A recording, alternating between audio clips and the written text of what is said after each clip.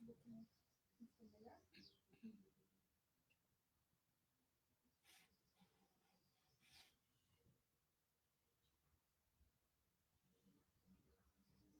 tarde, tudo bem, gente? Hoje é quinta-feira, dia da nossa live. Hoje o nosso tema vai ser sobre cirurgia de pálpebra, blefaroplastia, que é uma das cirurgias que a gente faz bastante. Tanto paciente jovem quanto pacientes mais velhos acabam fazendo essa cirurgia para ajudar bastante na questão da harmonia facial. Oi, Pati, tudo bem? Recebi sua pergunta, já está aqui para eu responder daqui a pouquinho, tá bom? Quem tiver também outras dúvidas que não deu tempo de mandar durante a semana, pode mandar para a gente, eu vou tentando ler aqui, ou pelo nosso WhatsApp, 996601669, que a Geise também pode pegar a pergunta de vocês e passar para eu responder, tá bom? Então, vamos lá. Regiane, boa tarde, tudo bem? Essa também foi uma das perguntas que a gente recebeu durante a semana. A partir de que idade que a gente pode fazer a blefaroplastia? Então, não existe uma idade específica. Depende, na verdade, mais da anatomia da pessoa, né, da sobra de pele que aquela pessoa tem, ou da quantidade de bolsa que ela vai precisar retirar, tá? Então, na verdade, não existe uma idade. Assim, já teve paciente da gente operar aos 24, de ter mesmo a sobrinha de pele para retirar. Geralmente aparece primeiro a pálpebra superior, né, a sobra de pele na pálpebra superior, e depois que aparece na inferior. A inferior demora um pouco mais para aparecer, tá? E também tem pacientes que às vezes estão com 40, 50, que não tem indicação, tá bom? Então, depende mais da anatomia de cada um em si do que, na verdade, da idade, tá? Bom, vamos lá. Também, além da questão da idade, me perguntaram se a cirurgia ela é definitiva ou futuramente teremos que refazer essa cirurgia. Olha, na verdade, vai depender muito da idade que esse paciente operou, né? Por exemplo, essa paciente que a gente operou ela aos 24, é muito provável que lá pelos 40, 50, 60, dependendo de como ela evolui do processo de envelhecimento dela, como ela cuidar daqui para frente, talvez ela tenha assim que reoperar, tá? Porque às vezes, se aos 24 ela já tem uma flacidez que indicou a cirurgia, muito provavelmente essa flacidez é mais genético, junto com os fatores multifatoriais, junto com o ambiente que ela vive, com a comida que ela come, com, né, as coisas do dia a dia. Mas se aos 24 ela já tem uma flacidez, provavelmente isso vai retornar e lá na frente ser necessário refazer, tá? Agora, na média, os pacientes em torno de 40 a 50 anos que operam, geralmente não precisam reoperar, tá? A não ser lá perto dos 80, às vezes aparece uma pelinha. Mas muito raramente essa sobra de pele ou essa flacidez que aparece novamente, muito raramente é uma quantidade grande. Geralmente é uma sobrinha de pele menor, pequenininha, tá? Então, vamos lá. E a partir de que idade recomendado? A gente está falando para eu mexer o celular. Melhorou? Deu certo? Tá. Acho que agora ficou melhor para todo mundo ver. Tá. Então, se é definitivo ou futuramente tem que refazer, então vai depender desses detalhes. O procedimento é feito no consultório ou no centro cirúrgico? Depende, né? Se for uma cirurgia da pálpebra superior, normalmente a gente faz só com anestesia local, pode ser feito em caráter ambulatorial, então só a gente faz o procedimento e o paciente já é liberado. Normalmente, quando a gente faz a superior, o paciente mais jovem, não tem flacidez na pálpebra inferior ou não tem bolsa, tá? Quando a gente tem indicação de fazer a superior e a inferior também, ou por sobra de pele, ou por bolsa que começa a aparecer nessa região, eu geralmente recomendo a gente fazer no hospital, pelo menos com uma sedação, pode ser feito com anestesia local, mas pelo menos uma sedação.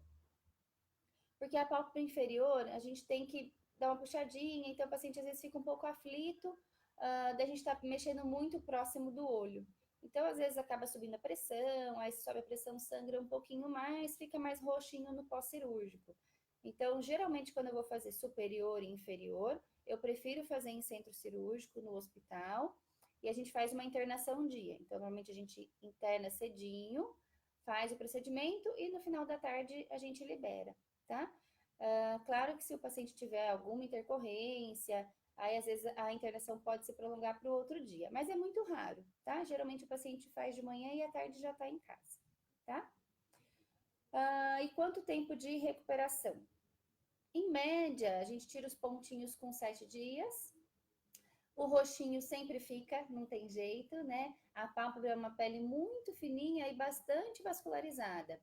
Então, ela acaba ficando roxinho. Então, esse roxo dura em média de 7 a 14 dias. Aí ele vai se transformando na coloração, né? No começo fica bem aquele arroxeado bem evidente. Com o tempo ele vai absorvendo e vai ficando mais amareladinho, meio esverdeado, até ele sumir completamente, tá? E a recuperação não é só, né, a questão dos pontos. Tem o inchaço ele pode demorar para sair em alguns pacientes que retêm mais líquido, que às vezes não tem condições de fazer uma drenagem linfática para acelerar esse processo. Isso pode, às vezes, até persistir um pouquinho por um mês. Tem paciente que às vezes fica um edema pequeno, mas residual, às vezes até uns 3 meses, tá? Mas, claro, deu 15 dias, geralmente está tudo bem, o paciente pode voltar às suas atividades habituais, né? Se ainda tiver um roxinho ou outro, bastante protetor solar, óculos de sol, e aí geralmente costuma poder voltar, tá? A gente orienta assim, tá roxinho? Evita sol para não manchar essa pele, porque senão pode depois ficar uma mancha residual, ser difícil da gente conseguir clarear, tá? Agora, a questão de pegar peso, fazer força, é mais a questão desses primeiros 7, 10 dias, mais ou menos, tá? A Luciana tá me perguntando: Oi, Lu Gardini. Ó, o costume de apertar os olhos para enxergar, o famoso olhar míope, né? Então a pessoa faz força para tentar focar. Agrava a causa da pálpebra caída? Lu, não, tá? Esse costume que a gente tem de fazer isso aqui, na verdade, agrava essa ruguinha da glabela, essa região aqui chama glabela. Então, quem tem essa musculatura forte, sempre tá fazendo força para poder enxergar melhor, acaba piorando essa ruga, tá? Mas não acaba, não influencia na flacidez da pálpebra, tá bom? E lembrando já que você fez essa pergunta, essa região, essa ruguinha aqui, ela é muito difícil depois da gente arrumar quando ela já está muito marcada. Então, a gente indica, inclusive, o Botox preventivo para quem tem esse músculo, pra, de repente a mãe, ou tem alguém na família que tem essa marca muito evidente, para já fazer o Botox preventivo, para não deixar essa marca ficar muito evidente, que depois é mais difícil da gente corrigir, tá bom? E também me perguntaram em relação ao preenchimento de olheira. Quanto tempo que dura o preenchimento de olheira? Bom, em geral, o preenchimento depende muito de qual produto que a gente está usando, tá? Tem produtos no mercado que duram muito pouco, em torno de 6 meses, e tem produtos que já duram em torno de um ano e meio. Então, isso depende muito da tecnologia que aquele produto tem. Se ele é um produto mais novo ou se ele é um produto já mais antigo, se ele é de uma empresa mais tecnológica ou não. Então, a molécula do produto e o cross-link dela, a ligação entre as moléculas, que vai fazer com que ela dure mais ou dure menos, tá?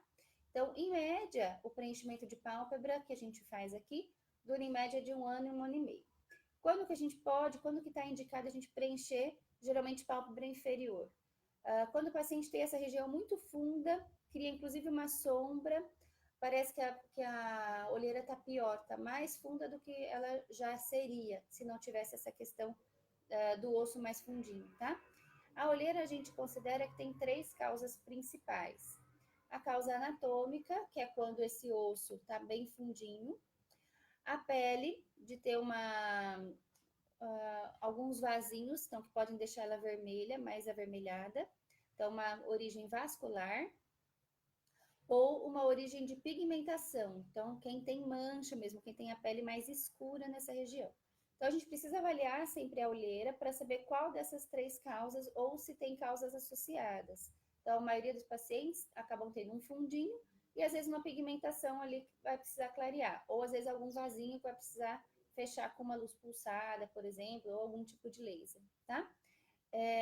O preenchimento, a função dele não é clarear essa olheira, mas como ele tira esse fundo, dá uma impressão de que ficou mais clara, tá? Porque você tira a sombra que estava sendo feita ali naquela região. Então, dá uma impressão que clareia, mas não é a função principal do preenchimento. A função principal é tirar mesmo aquele encovadinho do osso, é nivelar aquela região, tá? E existe também, em alguns casos bem curiosos, paciente que tem a órbita muito emagrecida, muito esqueletizada. Então, também existe fazer preenchimento dessa região, da pálpebra superior.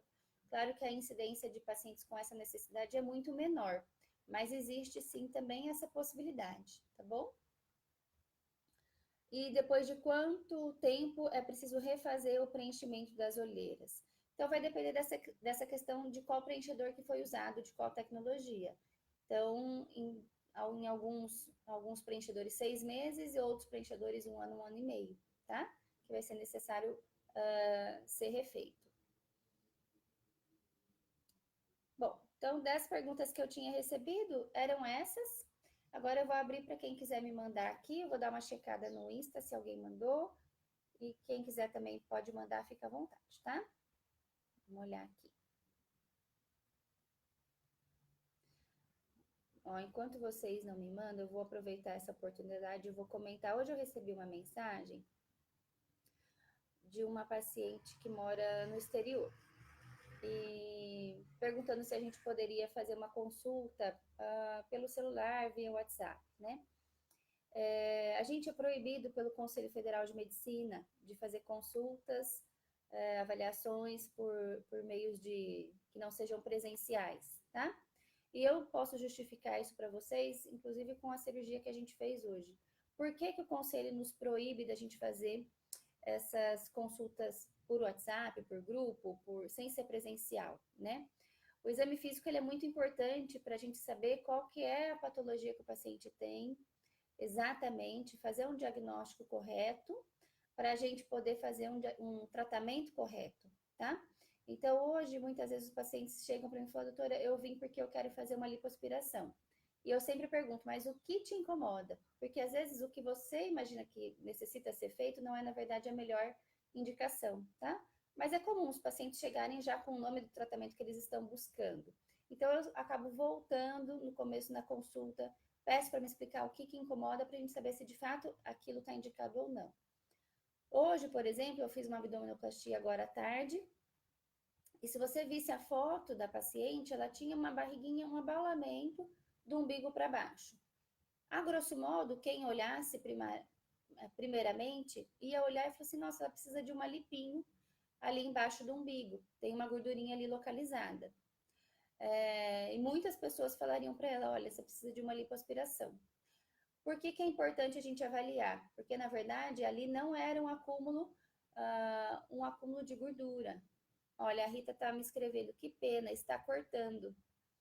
Mais alguém está com essa dificuldade para me ouvir? Eliane Segatti, Ju Rosa, boa tarde, meninas, tudo bem? Mais alguém percebeu? Fátima, tá cortando também aí para vocês? Só para eu saber se é da conexão aqui ou às vezes a sua, Rita. Ó, a Karine Paparotti escreveu, o meu não está cortando. A Lu, que está no Face, escreveu que no dela também está ok. Rita, então eu vou fazer o seguinte, eu vou continuar, depois eu vou carregar esse vídeo, tá? Então, se você não conseguir assistir agora ao vivo, eu vou deixar ele carregado, ele fica 24 horas, tá bom? Então, se sua conexão estiver ruim, aí eu acho que você consegue assistir dessa forma, se você perder alguma parte, tá? A Paty também está colocando, o meu não está perfeito, e a Aline também falou que não. Então, talvez a conexão aí. Ó, então, voltando a essa paciente de hoje, por que essa importância, né, da consulta presencial? Na verdade, o abaulamento que ela tinha, a bolinha que ela tinha ali do umbigo para baixo, era uma hérnia.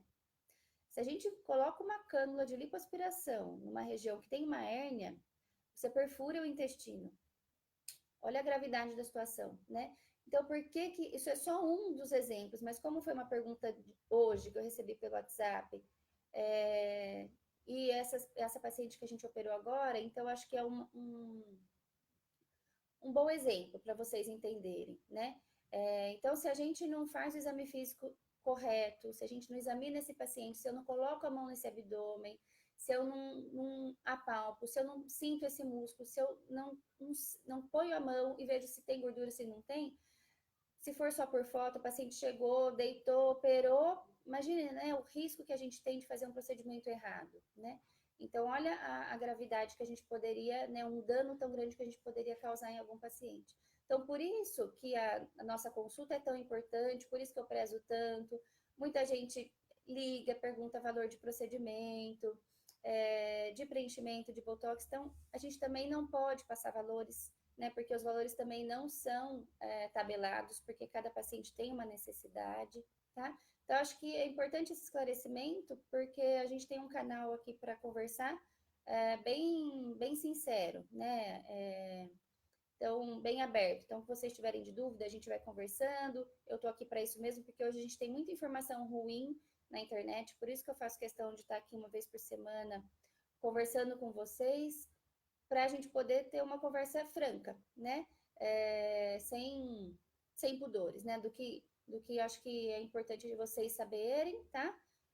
E o que a gente também pode esclarecer de dúvidas. A gente não pode fazer consulta, a gente não pode passar valores, mas fora isso, o que as outras dúvidas vocês tiverem, a gente está aberto a responder, tá bom?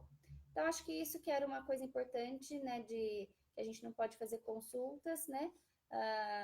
Eu entendo que tem, né, no caso, esse paciente que mandou mensagem hoje não mora no Brasil, então eu entendo que a distância acaba sendo um dificultador, né, para a gente acabar se vendo. Mas de repente se programar para vir antes, né? Vir pelo menos uns 15 dias antes da data que está pensando em operar, para dar tempo da gente examinar logo que estiver chegando e dar tempo de fazer os exames, seria o ideal, tá bom? A Geise me trouxe uma pergunta. A pergunta é se precisa retirar as bolsas de gordura. Ó, boa pergunta. Sim, né? Então, assim, a gente tem duas situações. Quando eu tenho as bolsas que estão começando, tá muito no princípio, tem pouquinho, assim, começando a aparecer, não tem sobra de pele, paciente é bem jovem. Às vezes a gente pode indicar fazer um preenchimento para a gente nivelar aquela região, como se estivesse escondendo um pouquinho essas bolsinhas, tá? Agora, se o abaulamento, se a projeção, se essa bolsinha já estiver muito mais evidente, aí o correto é que a gente faça a cirurgia da pálpebra inferior, avaliar se tem ou não flacidez. Se não tiver flacidez, a gente não precisa retirar a pele. Aí a gente pode fazer um cortinho tanto por fora, que ele fica bem próximo aqui dos cílios, ou por dentro. Existe uma técnica também que a gente faz por dentro da pálpebra, que chama transconjuntival. Então, ela vai lá na conjuntiva, não fica cortinho por fora. Então, se a paciente não tem a flacidez, a gente pode ir lá só para retirar a bolsa. Então, se a gente tem uma quantidade suficiente de bolsa, a gente indica assim retirar, tá? Agora, se é um comecinho, se tá bem incipiente, aí a gente pode até fazer um preenchimento para dar uma disfarçadinha dessa bolsa que está começando, nivelar um pouco essa região, tá? Para deixar a cirurgia, às vezes, um pouquinho mais para frente, tá bom? O que mais?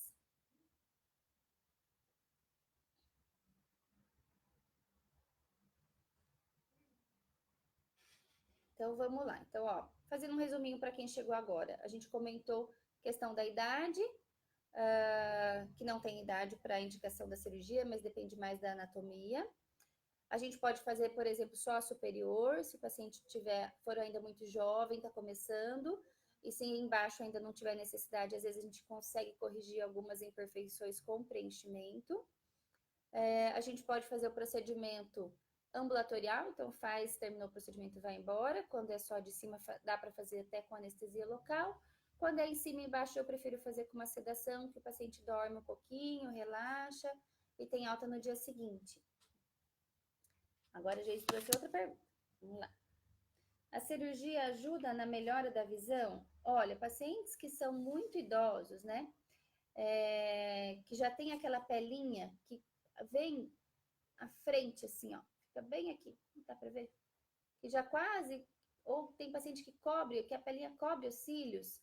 Então, isso diminui o que a gente fala de campo de visão, que é quanto que você consegue enxergar, vamos supor, você está olhando para frente, mas você enxerga alguma coisa aqui do lado, né? Você não tem uma total visualização, mas é o campo de visão que a gente fala. Então, quando essa pele está cobrindo os cílios, você perde um pouco essa visão lateral. Então, é mais comum nos pacientes idosos, tá? Então, sim, atrapalha. Então, quem tem bastante sobra de pele pode, inclusive, atrapalhar.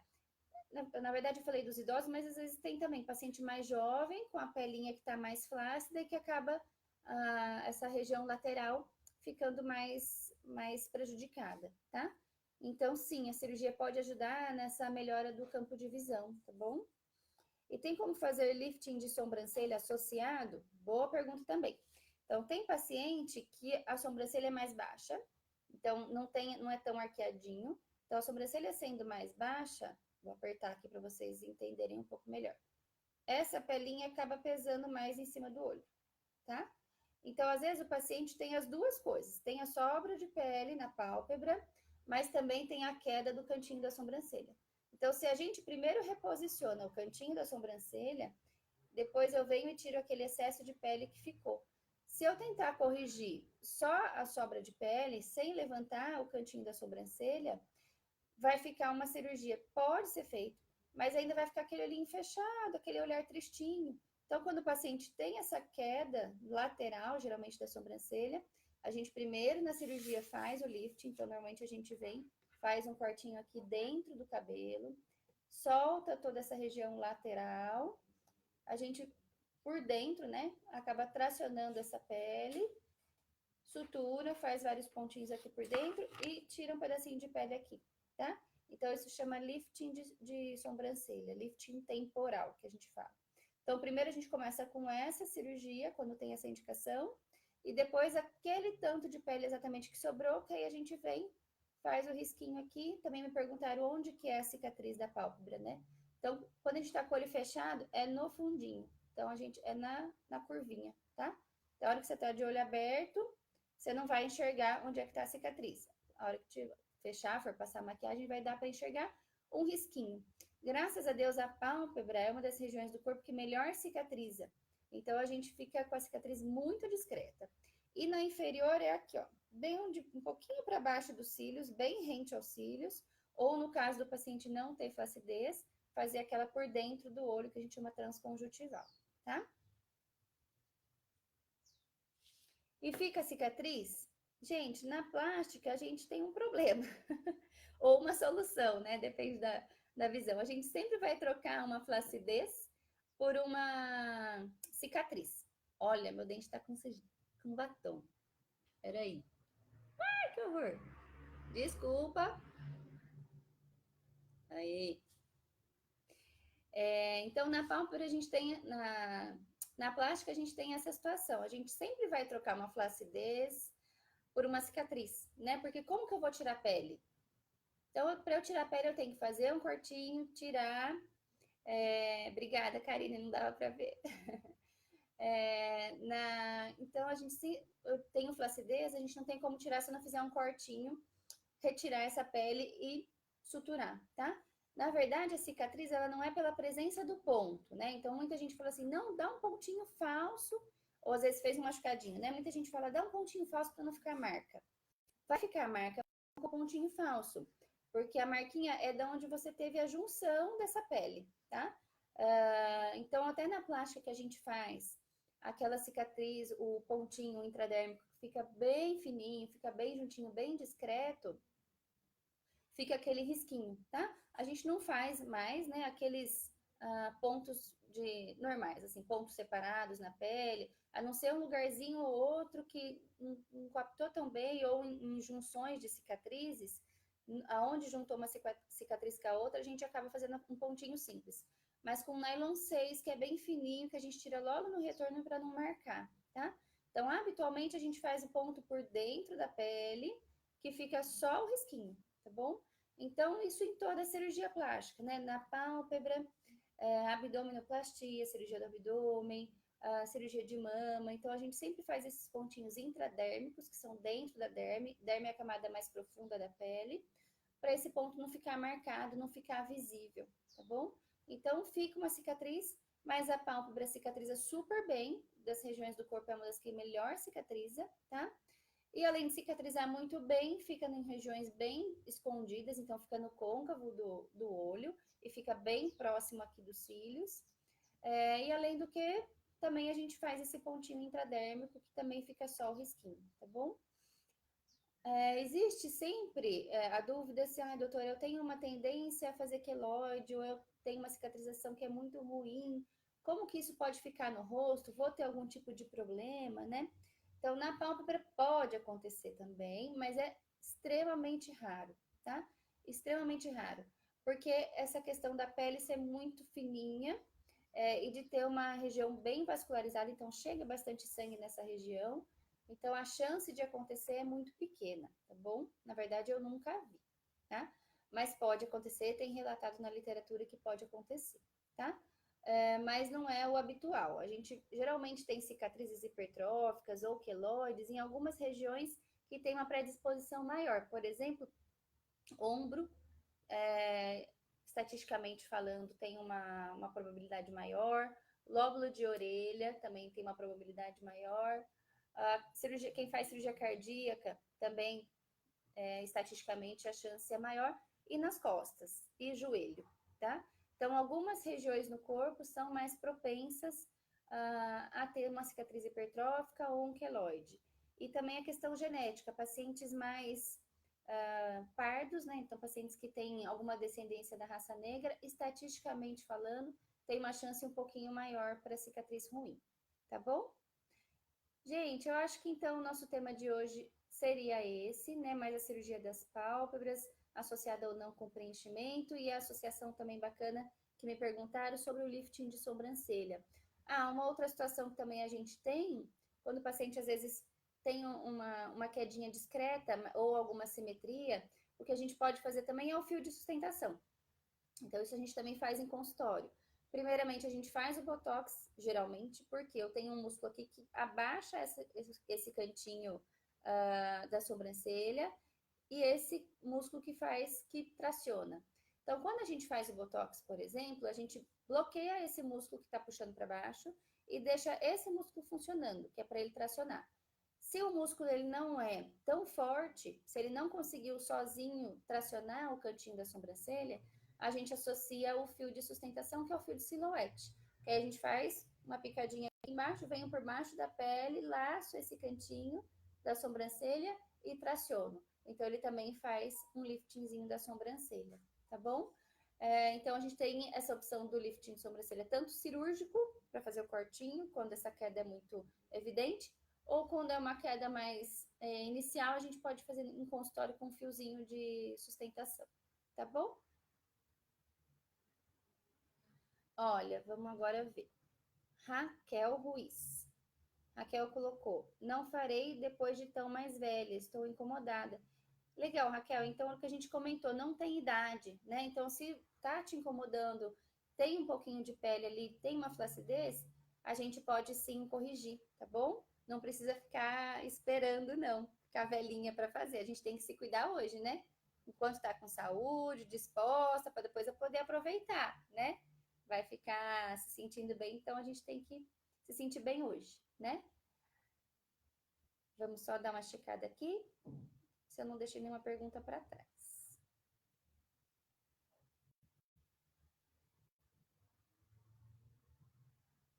Então no Insta não e no Face não. Gente, então acho que chegamos no nosso horário, já são 6:01, na verdade passei um minutinho. Agradeço muito a presença de vocês, as perguntas que vocês nos mandaram. Estamos à disposição, tá? Para tirar dúvida. Aqui no consultório também as nossas portas são sempre abertas. O que vocês precisarem, a gente está por aqui para tirar as dúvidas de vocês, tá bom? Na segunda que vem, então, a gente coloca a nossa enquete para definir o tema da próxima quinta-feira. Ou se alguém tiver alguma sugestão de tema também, fique à vontade, pode mandar e a gente também coloca essa opção para votação, tá bom? Muito obrigada, bom feriado para todos, bom final de semana. A gente se vê na semana que vem, gente. Até!